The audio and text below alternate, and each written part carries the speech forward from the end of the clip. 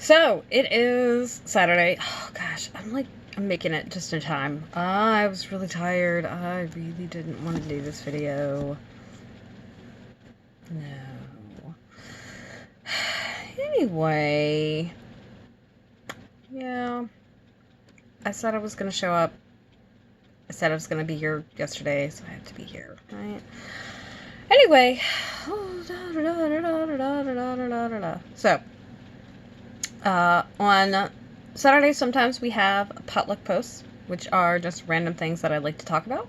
So if you're curious to see the random thing that we're going to talk about today, then stay tuned. I'm Aradia Nawari. I'm your resident witch and creatrix over to Aradia's Hand and Danae's Divine, where I create myth, magic, and meaning for your everyday life through art, intuition, and energy work. And today we're going to talk about one of my favorite books. Yay! Or rather, my book series. So, I feel like I talked about this already, in general. I'll look back in my archives and see if I talked about it. If I didn't, then I'll add it to my queue of things to do. If I did, then it will be below. And that is that I love to read. Reading has been one of the things that I have always loved to do. It has been a pastime. It has been an escape. It has been a balm for really troubled, not awesome times throughout my life. And recently I've finally come back to it. And I've been meaning to, honestly, for years. A little backstory. I started reading in general rapidly, voraciously, when I was in like junior high. I've happened upon a series, took a chance on it, which is how I happened upon all my series. Is a kind of a complete accident. Something randomly jumps out at me, and I'm like, oh yeah, sure, I'll see what this is about.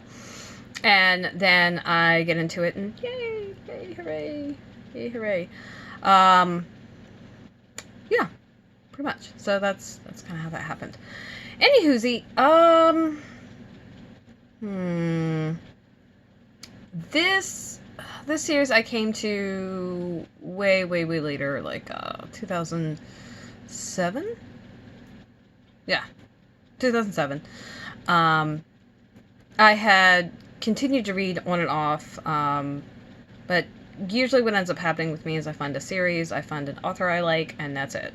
Getting me to read new stuff, suggesting new things to me, is a losing battle. Poor Sunny. I know she's kind of given up, thinking that I was actually going to read anything.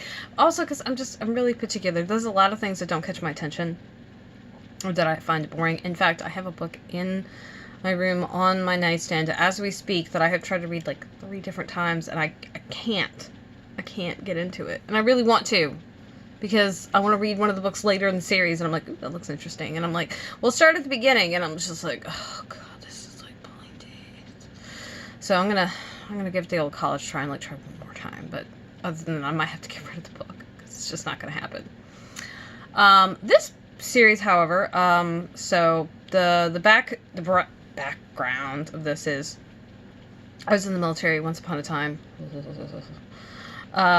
And during my AIT, which is our extended training that is specific to your MOS, which happened to be 4 months long. It was super fun. About halfway through, you know, a lot of people stop going out. You start focusing more on like passing your tests and stuff, and you enjoy the quiet of being in the barracks, which, you know, gosh, barracks suck. But, you know, a lot of times around military bases, there's, you know, there's clubs, there's bars, then there's, you know, movies, shopping, stuff like that. You know, sometimes there'll be sights to see, but when you're somewhere for like months and months and months at a time, and you go out every weekend, after a while, everything loses its luster pretty quickly. So I ended up, during the latter half of my training, staying in on the weekends. And one of my battle buddies, Angel, had brought a bunch of books with her, and she randomly offered one day, she's like, hey, I've got a bunch of books, did you want one to read? And I was like, yeah, sure. And let me see, hold that thought, you're back. I do that a lot. I think of something in the middle of a video, and luckily my camera lets me pause, so sorry. We're back. I randomly picked up a book. It was this one. You can see how much I love these books, right? These are well-read books. They're increased quite a bit, and yes, this is the first one, which is why this hero is my favorite. That he's kind of a patrician asshole, and I don't know. He reminds me, he's very Darcy. I love Mr. Darcy. I will always love Mr. Darcy, even though he was kind of a prick. I don't know. It's probably because I'm freaking bumpkin. And I'm as far from refined as you can get. Anywho, so I picked this up, and I picked it up because I read the back, right? And it starts, "Hail, glorious reader," and I was like, okay, what's this about? Dude's Roman. It's Roman general. And the heroine of the book is very offbeat, weird, kooky, spooky, and someone I can heavily identify with because she's known for, even among her family, being super fucking weird, which is like, yeah, it's kind of, she's kind of the black sheep of the family, and that's me. And really, honestly, her twin is more the black sheep because her twin looks like the girl next door, and she just looks like the rest of her sisters, just really out there. But she does take it like up a notch as far as weird in their little clan. So there's that.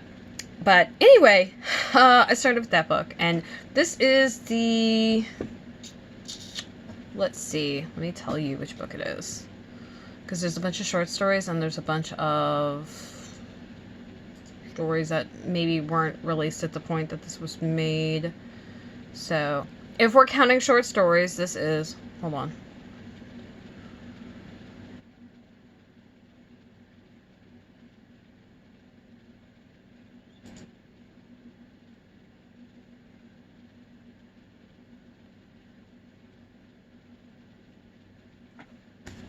It's number 11. Or number 8, depending on how you look at it. Because the author doesn't count the short stories as like full. They're like number point whatever. So if you count the full length books, then it's the 8th one. If you count the short stories in order that they probably are supposed to happen, then it's number 11. Anyway, yeah. So, gosh.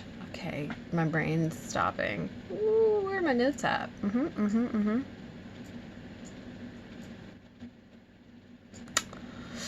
So, yeah, this is Sherrilyn Kenyon's Dark Hunter series.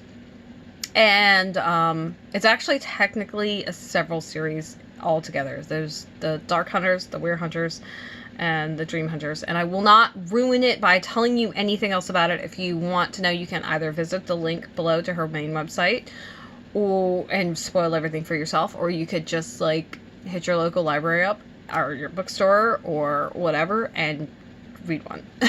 I do recommend them, but I have some caveats to my recommendations at the end, so don't worry. Not a buyer beware, but just a, hey, by the way, this is a thing, and if this is not okay with you, then maybe not. Anyway, there's also the Hell Chasers, which are figure into this, which are like, it's like if this is the main series, they're like off to the side. So some of the characters relate to some of these characters, but not all of them, but they're kind of doing their own thing. And what I've included below is the main website link, and then the link to the reading order for this one. Now, I will say, just to be clear, that in the main reading order for that series, it includes these other ones that are from the Lords of Avalon. I don't count those. I don't count those because there are a lot of things that are kind of separate and really unrelated that happen over there. And I have yet to read any of those, and I don't think you're missing any. If you want to, you can go for it. There's only, I think, a couple of them. There's like 3 or 4 maybe. But I do include the Dead Man's Cross, which is not included in which is not included in the series, typically speaking. Because, again, the Hell Chasers cross over a little bit with the Dark Hunters. So, there's that. And the Dark Hunters, the Dream Hunters, and the Were Hunters all cross over regularly with one another. Where they... Was it... this is the third book. Third book? Yeah, I think so. In this one, you meet a Were Hunter. I think you hear about the Dream Hunters, and they're like all in the same book. And you also like learn a whole bunch of other random stuff. I forgot how much happened to the book. I just finished it the other day. So, no, that's where'd you go? So like I said, that's Sherrilyn Kenyon's Dark Hunter series. What I like about it is this is my guilty little pleasure. All of the heroes are dark and tortured. Which is my particular favorite. I don't know. Probably because I'm dark and tortured myself, and I can appreciate how difficult it is to kind of retain your humanity when life has kind of kicked you a whole bunch. And the other thing is they're always redeemable. Everybody gets a happily ever after. And they're all fiercely protective of, like, the people that they care about, whether it's, you know, friends, family, lovers, whatever. And to the point where they'll protect them over themselves. And I appreciate that degree of loyalty, because honestly, you don't necessarily see it a lot in everyday life. At least I don't. And so it's nice. It's nice to experience. What I don't like is that they end. The book ends. I hate that when the book ends and I'm like, oh, the adventure is over. I'm also kind of mad that I'm so far behind. I got up to Styx, I think was the latest one when I was reading this last. Let's see how far behind I am, given Styx was the last one that I read. I read Styx shortly after it came out, too. Styx is heavy. It is hard to read. Akron is hard to read. I don't know that Stygian, which is, I think, the latest one. Yes, Stygian is technically, it's the latest full-length one. I don't know that Stygian is hard to read. But, based on the fact that it's like 700-800 pages, I think probably is. That is inaccurate. Styx is not the last one I read because I have Son of No One. I don't know that I read this one. Let me look. I don't know that I read that, to be honest with you. I have the book, but I don't think I've touched it. So, well, I know for a fact that I read Styx. Styx is 1,000 pages! It's great. I still love it. Even though he's a jackass. So there are, after that, full-length books after that. There are 5 full-length books, and there are 2 short stories. At the point that I was reading Styx, I don't think any of those existed. So it was the recent. And that was 2014. So it's been like 6 years since I've touched the series. Wow. Holy shit. That's really weird because I love this series and I don't understand why it's taking me so long to go back and read it. I did, to be fair, like a year or 2 after that, I did go through her other series, which I will talk about that series in another video. It is the League series, which, oh my goodness. I don't even like science fiction. I really don't. I hate space. I hate space so much. Love that. I love that one though. Because it's got pirates and assassins. And aliens and just, I don't know. Stop. This is me looking human, okay? It's a weird look on me, I know. Alright, the good thing about being this behind is that I get to hang out with these characters a lot more. And also, this time, I will be reading them in order. This is the first time I've read them in order, including the short stories, which is super exciting. I'm like, oh, yeah, about that. Yeah. So, my overall thoughts, and this is where some of my caveats come. If you cannot deal with tragic backstories, you know, mentions of torture and abuse and, like, just people being treated like they're not people, and just being quite literally, like, almost beat to death and stuff like that, you probably shouldn't read the series. That's kind of the calling card of all the heroes, is they all have really tragic backstories. Someone that they trusted or loved or should have been able to trust betrayed them, and yeah, that was a big freaking deal. And it is it's something that, you know, kind of spurs them to continue going, only from a very vengeful point. And it's usually kind of a turning point, because, you know, when you are destroyed that much, you kind of does a number in your character. Now, I will say, is despite all of these things, they're still good people. They still have moral codes, and that is kind of where it diverges heavily from reality. A lot of people, ask me how I know, a lot of people who have horrible things happen to them, and even some people who haven't had horrible things happen to them, can just be, for lack of a better word, rank bastards. And just not very nice, not very awesome, kind of terrible, super selfish, very, very much so out for themselves, in such a way that they just don't care about anybody else. And so there's definitely that degree of, this is totally unlike reality. And it's not to say that there aren't people who are like this loyal and loving and caring and, like, you know, whatever. I just think you don't find this level of noble altruism, you know, at its core very often. So there's that. Also, if you were not into it happily ever after, like, every single book, then you probably won't like these. A lot of people who read romance novels are either team happily ever after or team, no, I want this to be real like reality. And personally, I don't understand that. You're reading a romance novel. You're reading a work of fiction. It is not real. Why are you looking for it to look like real life? Which, look, no judgment. If that's you, power to you. Awesome. I can't with it. If I wanted to deal with heartbreak and disappointment, I just look at my own life. Thanks.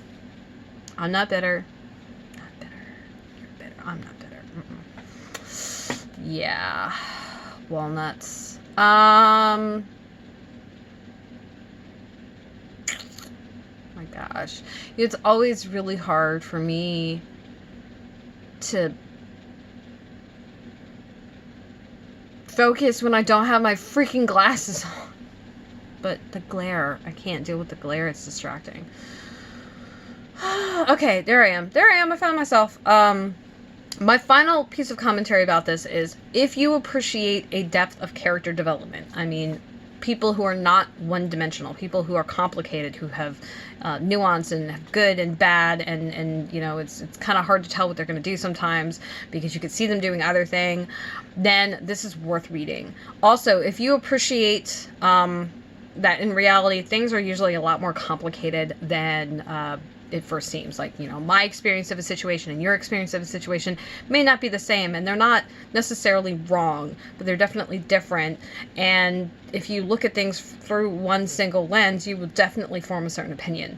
And one of the things I actually love about this series is that Kenyon captures that very, very well. So, on that note, these are the first 3 books. This does not include the first book, which is actually from the Hell Chasers. It is in Dark Bites. It is called Where Angels Fear to Tread. It was in another anthology that I can't think of. This is the first 3 full-length books, because there's another one in between these 2 that is in its own anthology. That's all her stuff. But we've got this one. This is Julian's book. This is like the prequel, right?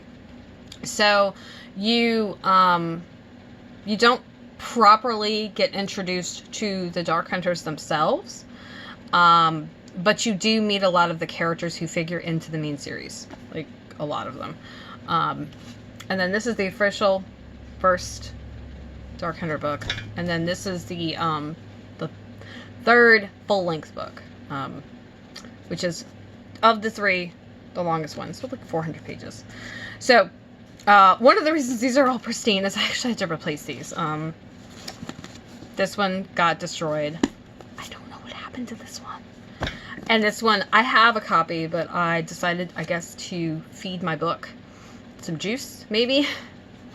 And so, like, the latter half of the book is, like, double the size because it was wet. So I decided to, while I could, since I was able to, go ahead and replace them.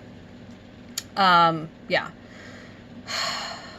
Let's see, I was saying something. What was it? Oh, I know. You don't have to read these in order, but if you start with the order that is prescribed, and technically the order that's given here is a little confusing. So there's Where Angels Fear to Tread, and that's the first one you should read.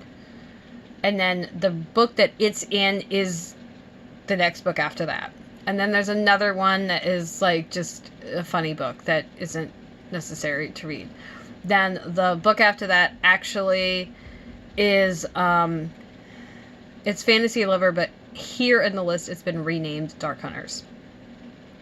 Even though there's technically not really any Dark Hunters in that book, technically. And then it goes on to the rest of the stories, and it goes the stories and the short stories and stories and short stories. So, if you read it in order, then there's a lot more character building that makes sense. So, you're introduced to someone here who shows up here.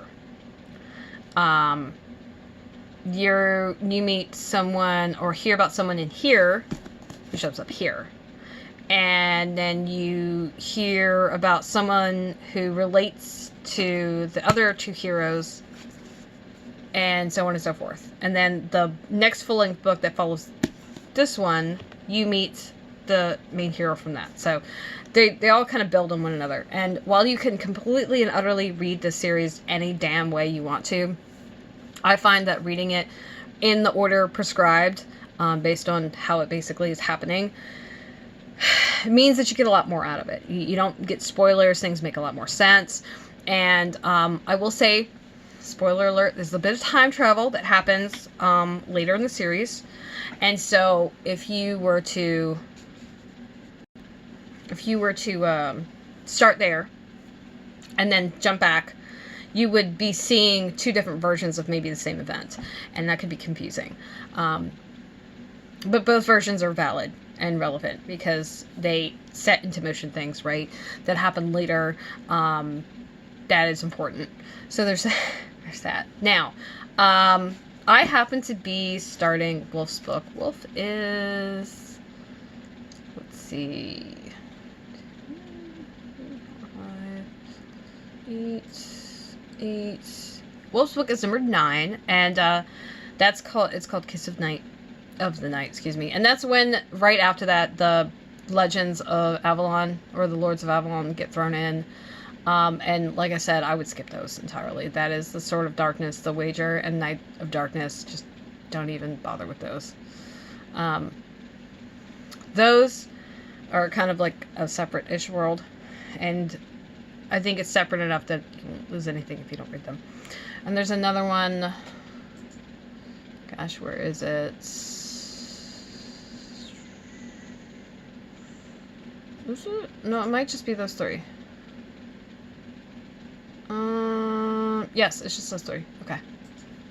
So if you just skip the Sword of Darkness and the Wager and the Night of Darkness, then keep going as it's listed at that point.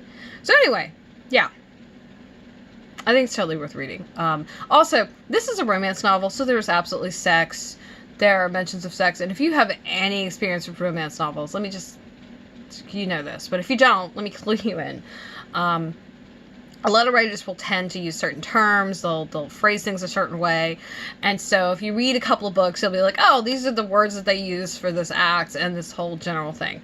There's sex scenes usually go a certain way, there's certain order to things, or what have you. You could completely and utterly take all of the sex scenes out of these books, and they would still be amazing. And I'm not saying that the sex scenes actually adds anything to the book or takes it away. That's basically what I'm trying to get at. It's either way. There's such an interplay into the backstories of the characters and what's going on overall in the world that it is enough to kind of hold you through. Now, I'm totally fine with a romance novel. When I ran out of books when I was like in high school, late junior high school, when I ran out of books, I started getting into my mother's romance novels. And so, yeah, that was like a thing. She had a bunch, and they were all Karen K. They were all Native American men, and they were all completely disjointed. Like, none of the books followed or referenced anything, which I actually didn't really... It was good and bad. It was like, okay, well, you could just read them in any order. But I felt like that took something away from the series. Like, it was disjointed. And this has, like, a line and a chronology to it, which I really like. Also, hey, I'm a nerd, and I write, and so I appreciate the development of like, world building and stuff like that. Yeah, and that's it. So, okay, that's everything? I think that's everything. I would love to hear from you. Have you read the series? What did you like about it? You can drop me a comment below.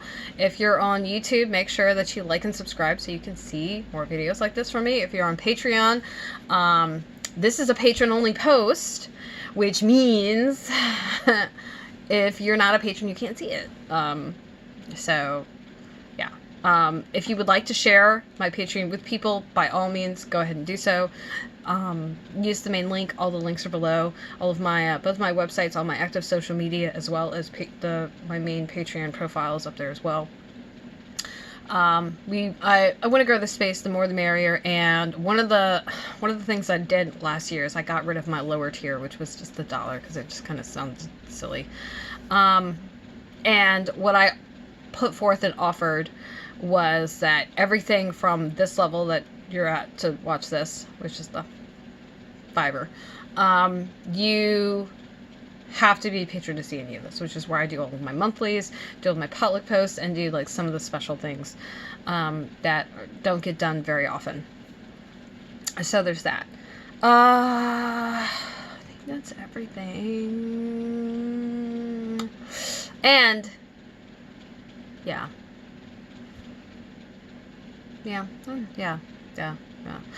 Okay, tomorrow. Gosh, what are we doing tomorrow? That's a really good question. I don't know. Hold on. Hold. You're sitting on my plan. Okay, sorry about that. Tomorrow we're doing a stash cast. We're supposed to do, stone and crystal beats that I've got at my stash. So we'll see how that goes. Yeah, that's the thing. If you stay to the end of the video, I'll tell you what we're gonna do tomorrow. I feel like there's something I'm missing or forgetting. I don't know. Make weird faces in case you haven't. I'll wash my hair. I look like a little wild woman right now.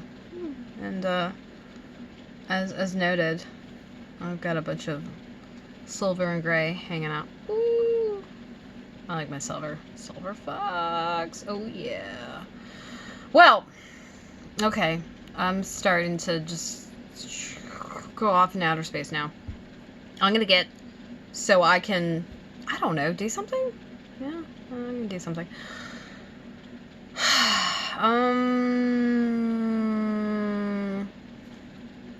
So long, farewell. Auf Wiedersehen, goodbye. See you tomorrow.